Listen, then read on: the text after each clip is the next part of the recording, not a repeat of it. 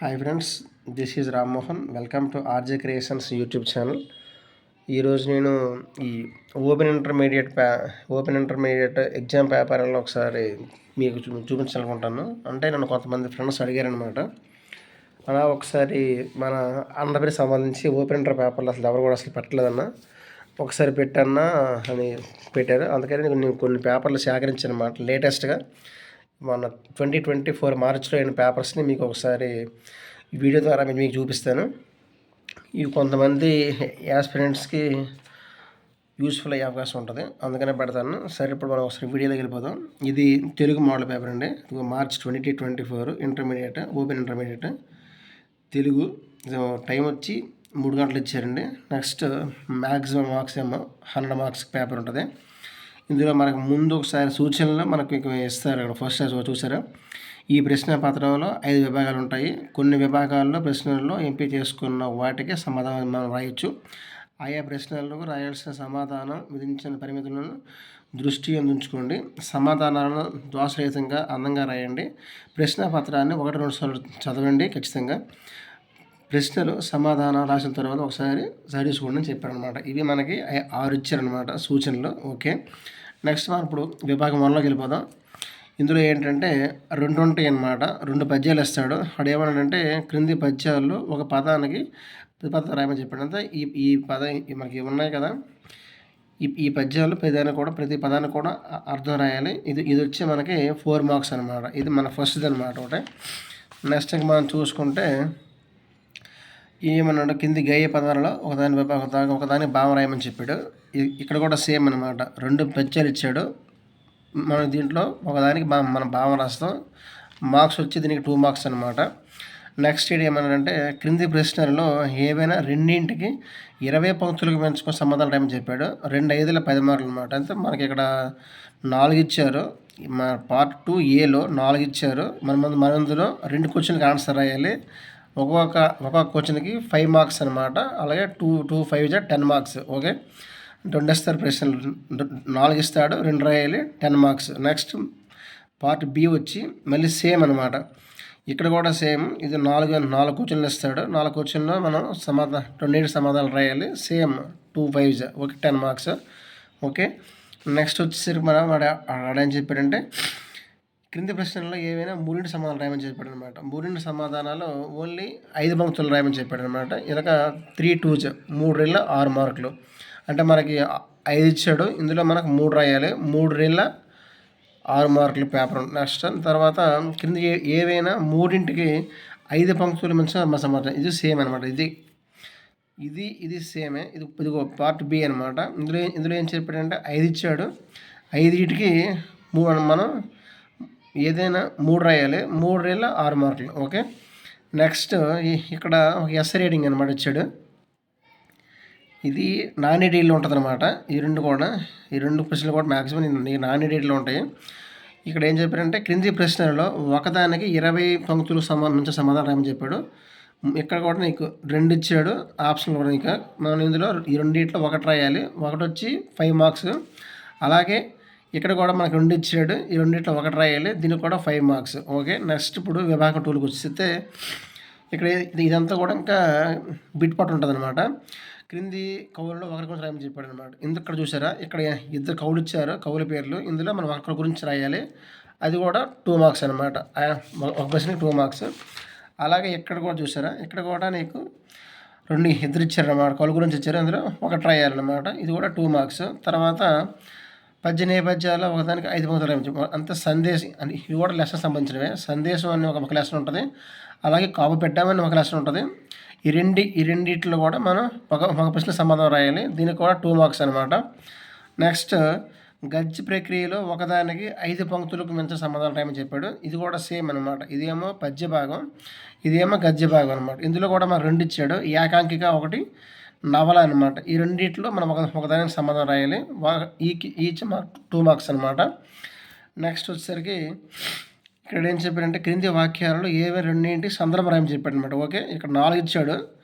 4 సందర్భ వాక్యాలు ఇచ్చాడు. ఈ సందర్భ వాక్యాలు 4లో మనం 2 రాయాలి. 2 కూడా ఒక ప్రశ్నకి 2 మార్క్స్ చొప్పున 2 2 4 మార్క్స్ అనమాట. ఓకే. 4 ఇచ్చాడు, 2 రాయాలి, 2 మార్క్స్. మొత్తం 2 4 మార్క్స్ అనమాట. ఓకే. నెక్స్ట్ క్రింది వాక్యాలలో ఏవైనా రెండింటి సందర్భం ఇప్పుడు అయిపోయింది కదా. నెక్స్ట్ చూసారా విభాగం 3 వచ్చేసరికి ఇది ఏంటంటే లెటర్ రైటింగ్ అనమాట. ఓకే. ఒకటి ఏమని చెప్పారంటే విద్యుత్ అంతరాయం వల్ల ఎదుర్కొంటున్న ఇబ్బందులు తెలుపుతూ కరెంటు సరఫరా కేంద్రానికి అధికారిక లేఖ రాయమని చెప్పాడు ఒకటి. నెక్స్ట్ దసరా పండుగ గురించి మీ స్నేహితులు ఒక లేఖ రాయమని చెప్పాడు అనమాట. నెక్స్ట్ నెహ్రూ గారికి కూడా మన ఇది ఒక లెసన్లో ఉంటుంది. ఈ రెండు కూడా ఖచ్చితంగా కామన్ అనమాట. ఎంత మొత్తం 3 ఇచ్చాడు. ఇందులో 3 మనం ఒకటి రాయాలి. ఒకటి వచ్చి 6 మార్క్స్ అనమాట. ఓకే. ఒక లెటర్ రాస్తే మనకి వచ్చే మార్క్స్ 6 మార్క్స్ వస్తాయి.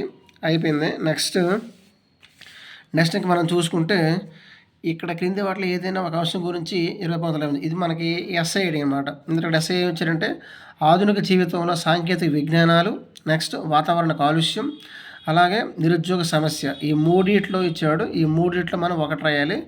ఒకటి వచ్చి సేమ్ అనమాట. ఇది మనకి లెటర్ రైటింగ్లో ఎలాగ మన 6 మార్క్స్ వచ్చాయో ఇక్కడ కూడా సేమ్ అనమాట. 3 ఇచ్చాడు. 3 మనం ఒకటి రాయాలి. ఒకటికి 6 మార్క్స్ అనమాట. ఓకే. నెక్స్ట్ ఇది చూసారా మీరు, ఇది ఏం చెప్పారంటే ఇక్కడ ఒక పెద్ద పేర వేస్తాడు. ఈ పేరను మనం కొంచెం తగ్గించి రాయాలన్నమాట. ఓకేనా. దాని యొక్క మీనింగ్స్, దాని యొక్క భావం పోకుండా మనం దాన్ని తగ్గించి రాయాలి. సంక్షిప్తరించి రాయమని చెప్పాడు అనమాట. దీనికి వచ్చే మార్క్స్ అంటే 2 మార్క్స్ అనమాట. సేమ్ ఇది ఏంటంటే మనం కొంచెం తగ్గించి మ్యాటర్ రాయాలి. దీనికి వచ్చి 2 మార్క్స్. అలాగే క్రింది పేరాలు చూసారు ఇక్కడ ఇంగ్లీష్లో కొంచెం మ్యాటర్ ఇచ్చాడు. దీన్ని మనం తెలుగులో దీన్ని ట్రాన్స్లేట్ చేయాలి. ఓకే. దానికి కూడా 2 మార్క్స్. అలాగే క్రింది పద్యం చదవమని చెప్పాడు. ఆ తర్వాత వచ్చిన ప్రశ్న అంతా ఇక్కడ ఒక పద్యం ఇచ్చారనమాట. అంటే మామూలుగా అనమాట. ఇది ఉంటుంది కదా మనకి ప్యాసేజ్ ఉంటుంది కదా, ప్యాసేజ్ కింద కూర్చొని ఉంటాయి కదా. అలాగే ఇక్కడ ఏం చేశాడంటే పద్యం ఇచ్చాడు. దానికింద కొన్ని కూర్చొని ఇచ్చాడు అనమాట. 4 కూర్చొని ఇచ్చాడు. ఇది ఏంటంటే 4 కూడా ఒక కూర్చొనికి హాఫ్ మార్క్ అనమాట. 4 4.5 4 హాఫ్ అనమాట. 2 మార్క్స్ అనమాట. దీనికి కూడా 2 మార్క్స్ వచ్చి 2 మార్క్స్ ఉన్నాయి. అలాగే ఇది చూసారా కింది పేరును చదవండి, తర్వాత వచ్చిన ప్రశ్నలు ఏదో సమాధానం. ఇది కూడా సేమ్ అనమాట.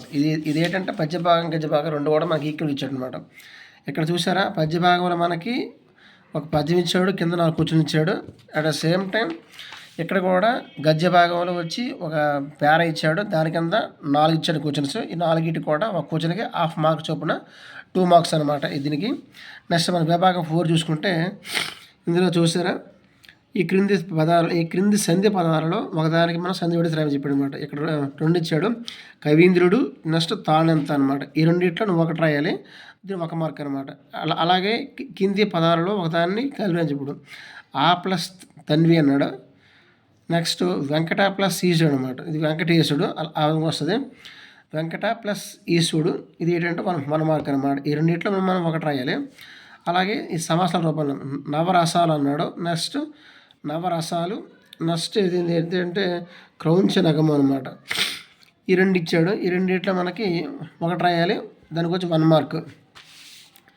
అలాగే ఇప్పుడు మన డి చూసుకుంటే విగ్రహ వాక్యాలతో ఒకదాని మనం రామని చెప్పాడు. పెద్దదైన కాలంబు ఒకటి. నెక్స్ట్ సింసుప అను పేరు గల వృక్షము అనమాట. ఈ 2 కూడా మనం ఒకటి రాయాలి. 1 మార్క్.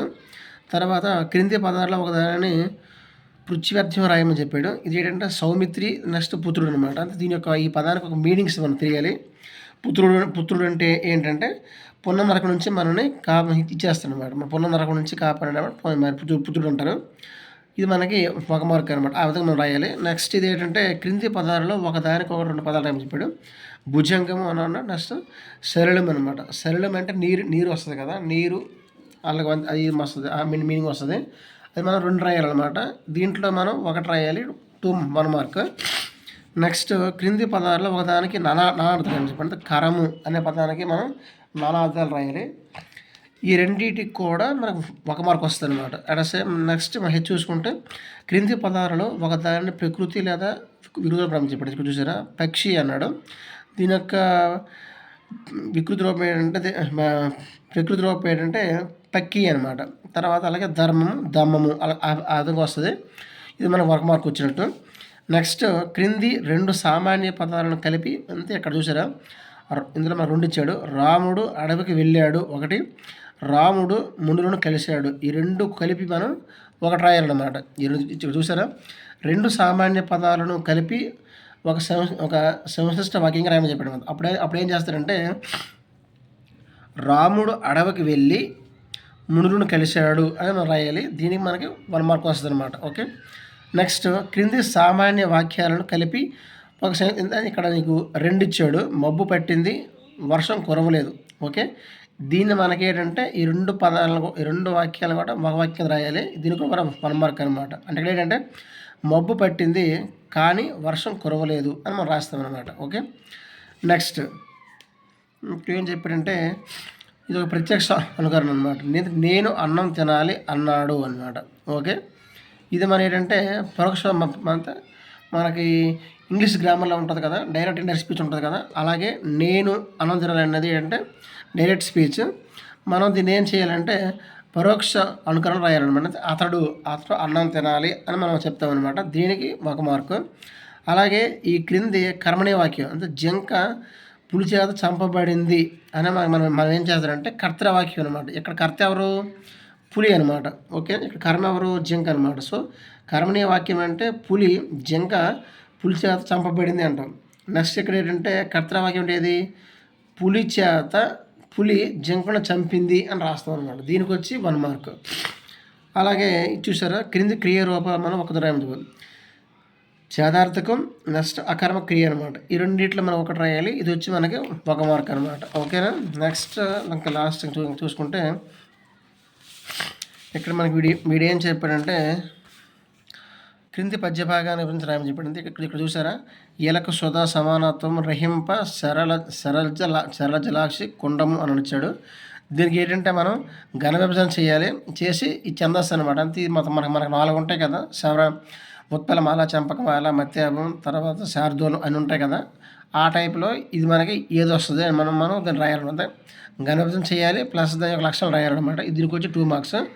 అలాగే ఇది కూడా సేమ్ అలంకారం రాయాలి. ఒకటి అలంకారం అనమాట. ఇది ఉంది కదా, ఆ నగరమందుల మేడల అగ్రభాగాలు ఆకాశాన్ని నడుతున్నాయి అనేది ఒకటి ఉందన్నమాట. దాన్ని మనం అలంకారం రాయాలి. అది వచ్చి మనకి 2 మార్క్స్. నెక్స్ట్ జాతీయాలు ఏమైనా 2 రాయమని చెప్పారు అనమాట. ఇక్కడ చూసారా, ఇక్కడ 4 ఇచ్చారు. ఈ 4 జాతీయాలు మనం సొంత వాక్యాల్లో 2 రాయాలి. ఆడేమన్నాడు? వేపుకొని తినుచుండే 1, 3 పువ్వులు 6 కాయలు, దశమ గ్రహం, తర్వాత శ్రీముఖం. ఈ 4లో మనం 2 రాయాలి. ఒకటి వచ్చి 1 మార్కు, మొత్తం 2 మార్క్స్ అనమాట. నెక్స్ట్ లాస్ట్ చూసుకుంటే విభాగం 5 చూసుకుంటే ఈ క్రింది ప్రశ్నలకు 4 సమాధానాలు ఉన్నాయి. మనకి ఆప్షన్ కూడా ఇచ్చాడు అనమాట. సో ఇక్కడ మనం చూసుకుంటే 4 మార్క్స్ అనమాట. ఇక్కడ మీరు చూసారా, దుష్యంతుడు శకుంతలను ఎలా వివాహం చేసుకున్నాడంటే ఇది వాళ్ళది లవ్ మ్యారేజ్. లవ్ అంటే గాంధర వివాహం అనమాట. ఓకే, సో దీనికి ఆన్సర్ వచ్చి మనకి ఈ వస్తుంది. ఇది మనం రాసుకుంటే మనకి 1 మార్క్ అనమాట. అలాగే క్రౌంచం అన్నది ఏంటంటే ఒక పర్వతం పేరు అనమాట ఇది. సో ఇది ఆప్షన్ ఆ అనమాట. అలాగే ఏ తెలుగు చక్రవర్తి వల్ల పడనాటి పౌరుషం పొంగింది అన్నాడు. ఇందులో మనకి శాతవాహనుల, పల్లవుల, యక్షవాహనుల, కాకతీయులు అన్నాడు. సో దీన్ని మనం చూసి మనం రాసుకోవాలి. అలాగే దేశ చరిత్రలో రచయిత అనమాట. ఇది కూడా దేశ చరిత్రలో 27 శ్రీశ్రీ, కృష్ణశాస్త్రి, దాశరథి, ఆరుద్ర అన్నాడు. అలాగే మొత్తం ఇందులో దీనికి మనకి ఆప్షన్స్ లేవు. 4 బిట్లు ఇచ్చాడు, 4 ఆప్షన్లు ఇచ్చాడు, 4 మార్క్స్ అనమాట. ఓకే, ఇంతటితో ఈ తెలుగు పేపర్ మీకు పూర్తి అయిపోయిందండి. ఇందులో జస్ట్ మీకు ఏంటంటే 100 మార్క్స్ పేపర్ ఉంటుంది. 100 మార్క్స్లో మనకి ఓన్లీ క్వశ్చన్ అనమాట. క్వశ్చన్ లేనైతే మామూలుగా మనం చూసుకుంటే ఇది వచ్చి మనకి 4 మార్క్స్. 4 + 2 6, 6 + 26, 26 + 32, 32, 38 తర్వాత 38, 40, 42, 45 మార్క్స్ అనమాట. ఓకే, మనకి 45 మార్క్స్ వచ్చి ఇవి. నెక్స్ట్ ఇక్కడ 2 మార్క్స్ ఇక్కడ ఎన్ని ఇచ్చాడు? 1, 2, 3, 4 అనమాట. ఓకే, మొత్తం 53 మార్క్స్ అనమాట.